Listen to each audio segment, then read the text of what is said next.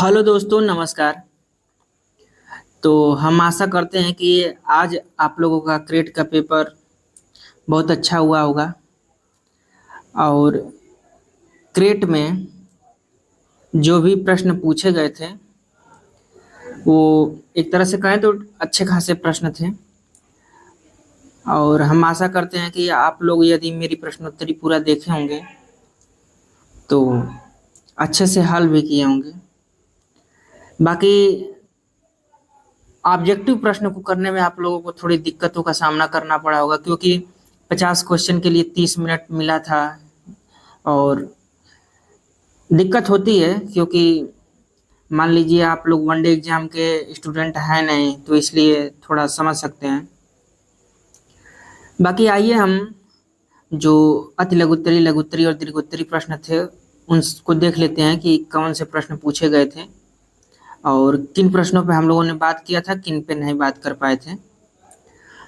तो देख लीजिए, पहला तो प्रश्न यही है कि शुक्ल का इतिहास दृष्टि पूछा था, तो इस पर हम लोगों ने बात किया था। यदि आप हमारी 10 घंटे की लगभग वीडियो होगी, टोटल क्रिएट की जो भी है, इसमें लगभग 70% के करीब प्रश्न फंस गए थे। बाकी जो 30% है वही प्रश्न नहीं आए थे।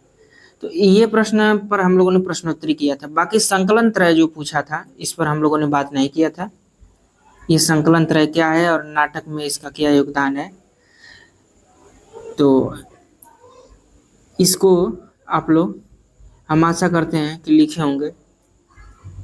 अवधि की व्याकरणिक स्थिति पूछा था, तो इस पर भी हम लोगों ने बात नहीं किया था। ठीक है। महावीर प्रसाद द्विवेदी का योगदान पूछा था, तो देखिए द्विवेदी युग के बारे में भी हम लोगों ने चर्चा किया था, सरस्वती पत्रिका के बारे में भी चर्चा किया था। तो आप उन सब चीजों से इसको लिख सकते थे। बाकी अगला प्रश्न था गोदान और मैला आंचल में समानता बतानी थी। तो देखिए हम लोगों ने मैला आंचल में अंचल विशेष के बारे में इसकी पूरी विशेषताओं का वर्णन किया था। बाकी दोनों मिक्स करके इसकी समानता क्या है इस पर बात नहीं किया था। लेकिन यदि आप प्रश्न पढ़े होंगे तो उत्तर लिखने में इसलिए आसानी हो गई होगी क्योंकि गोदान में भी दो कथाएं चलती हैं, एक शहरी जीवन की, एक ग्रामीण जीवन की। तो दोनों में जब ग्रामीण जीवन को देखेंगे तो एक तरह से समानता दिखाई देगी। और ये जो गोदान है ये अवध प्रांत के क्षेत्रों को लेकर के लिखा गया है। बेलारी, सेमरी और सोनारी गांव का वर्णन मिलता है। उसके बाद लखनऊ का वर्णन मिलता है। तो एक तरह से एक अंचल विशेष इसमें भी है। और मैला अंचल में तो खैर मैला अंचल में आंचलिकता है यही। इसके बाद स्त्री विमर्श में पितृसत्ता का महत्व या पितृसत्ता किस तरह से स्त्री विमर्श पर हावी था, इन सब चीजों पर हम लोगों ने स्त्री विमर्श पर बात करते हुए बात किया था। तो ये प्रश्न भी आप लोग, हम आशा करते हैं कि किए होंगे। हिंदी प्रदीप पत्रिका के बारे में पूछा था, तो इस पर तो हम लोगों ने बात नहीं किया था। ठीक है। नई कहानी पर देखिए हम लोगों ने बात किया था, नई कहानी भी पूछा था। नई कहानी से देखिए दो प्रश्न आए थे। पहला तो एक अति लघुत्तरी में आया था और नई कहानी से एक लॉन्ग क्वेश्चन भी बना था। ठीक है। अगला प्रश्न रस निष्पत्ति। देखिए रस निष्पत्ति पर भी हम लोगों ने बात किया था। इसके बाद अगला प्रश्न है कि छायावाद में महादेवी वर्मा की परिभाषा का सूत्र लिखिए। जो महादेवी वर्मा ने जो छायावाद की परिभाषा दी थी और उसके बारे में क्या उनका सूत्र था या किस तरह से वर्णन की थी, इन सब चीजों को लेकर के क्या उनका मत था, उस पर पूछा गया था प्रश्न। मुक्तिबोध की फैंटेसी पूछा था। ये लघुत्तरी प्रश्न है। ठीक है,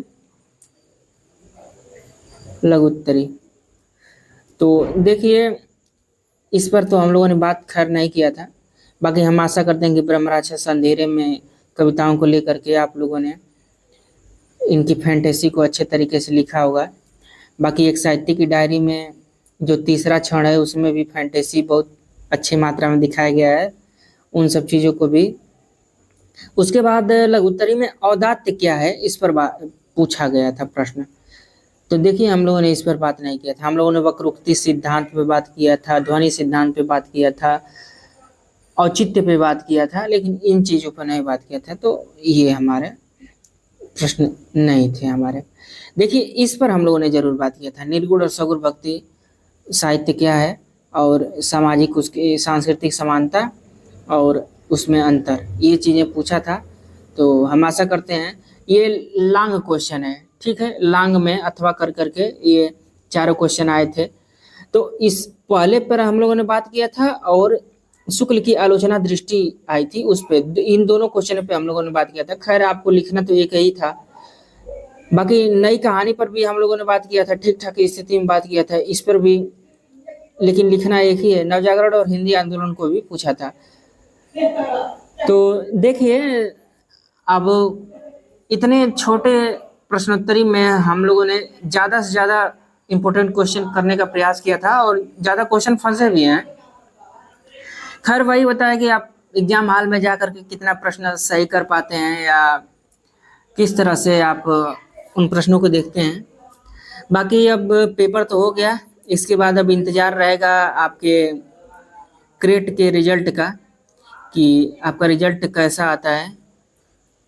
उसके बाद रिजल्ट आने के बाद बात की जाएगी उस पर। बाकी अभी तो मान के चलिए कि ये क्रेट के लिए एक पैनल बनेगा कि कौन लोग कापियां जांचेंगे, उसके बाद वो सब कापियों जांचने का प्रोसेस चलेगा। तो कुल मिला करके ठीक ठाक समय लगने वाला है रिजल्ट आने में, तो आप लोग थोड़ा इंतजार करिए। बाकी रिजल्ट आता है, अच्छा आप लोगों का स्कोर हो और आप लोग पीएचडी में एडमिशन लें, ठीक है। तो आप लोगों का हमारे चैनल के साथ जुड़े रहने के लिए बहुत बहुत धन्यवाद। हम लोग फिर आगे जो भी नई नोटिस आती है क्रेट से संबंधित, उस पर हम लोग जरूर बात करेंगे।